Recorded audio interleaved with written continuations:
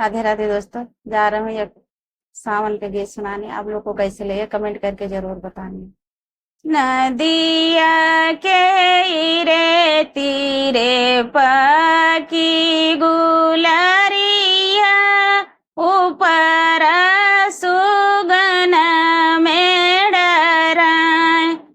नदिया के रे तीरे पकी गुलरिया ऊपर सुगन में डराए।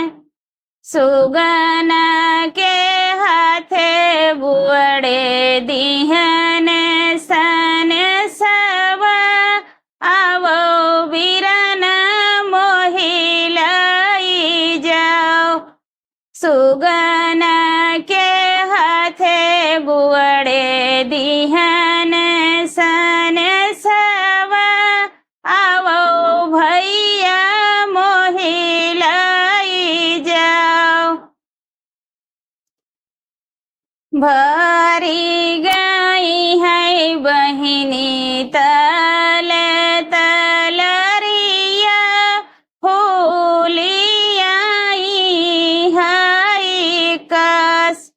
भरी गई है बहिनी तल तलरिया होलियाई है कस।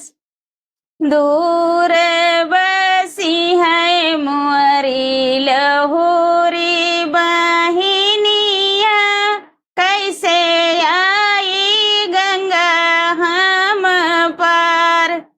दूर बसी है मुअरी लहुरी बहिनिया कैसे आई गंगा हम पार। नदिया के रे तीरे पाकी गुलरिया ऊपर सुगन में डराए। सुगन के हाथे गुअड़े दिहन सन सब आवो भैया मोहिलाई जाओ। कैसे काई बहिनी तुहरे न देसवा तोरे दिए से नदिया भरी। नदिया का देवई भैया धोतिया करहिया आवो भैया मोहिलाई जाओ।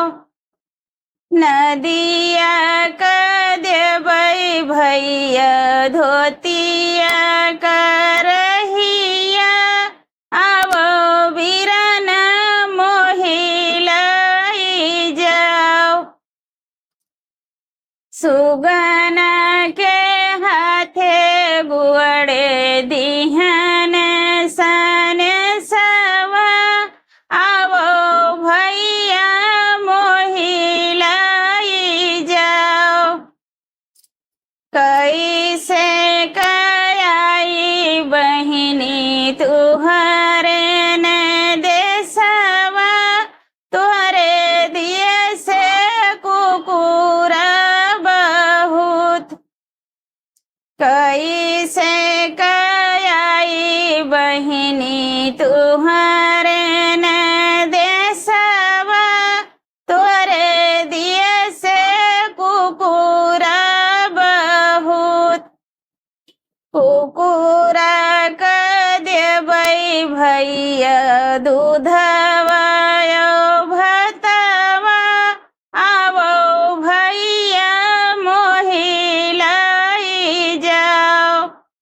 कुकुरा का देवई भैया दूधवा भतवा आवो भैया मोहिलाई जाओ।